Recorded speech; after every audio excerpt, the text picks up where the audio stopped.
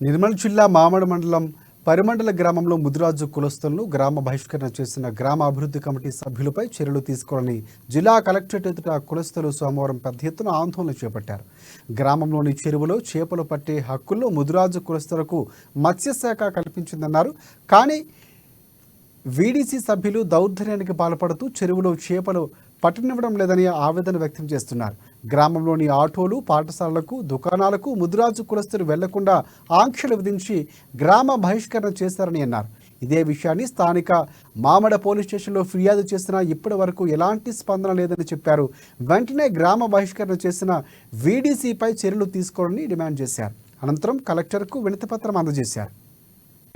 వీరికి మాత్రమే మత్స్యకారులకు సంబంధించిన హక్కులు ఉండడం జరుగుతుంది.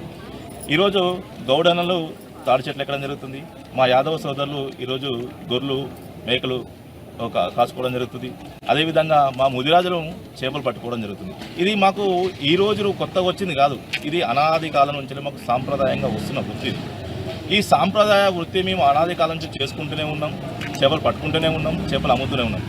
మరి ఈరోజు ఈ పరిమండలకు సంబంధించిన వీడీసీ సభ్యులు ఈరోజు మా ముదిరాలకు చేపలు పట్టుకునే ఒక హక్కు లేదని, ముదిరాలను చేపలు పట్టుకోనియకుండా వారిపైన ఒక దుశ్చర్యలు తీసుకోవడం, అదేవిధంగా వారిని ఈ ఒక గ్రామం నుంచి బహిష్కరించి వారికి నీటి వసతి కల్పించకపోవడం, పిల్లలు స్కూల్కి వెళ్తా అంటే ఆటోల వసతి కల్పించకపోవడం, లేకపోతే ఇప్పుడు నాటు వేసే టైంలో ట్రాక్టర్లు కూడా దున్నకాలకు పంపించకపోవడం, ఇలాంటి అనేక రకాలైన కార్యక్రమాలకు ఆ పరిమండల్ విలేజ్కి సంబంధించిన వీడీసీ కమిటీ సభ్యులు చేయడం జరుగుతుంది. వీడీసీ పైన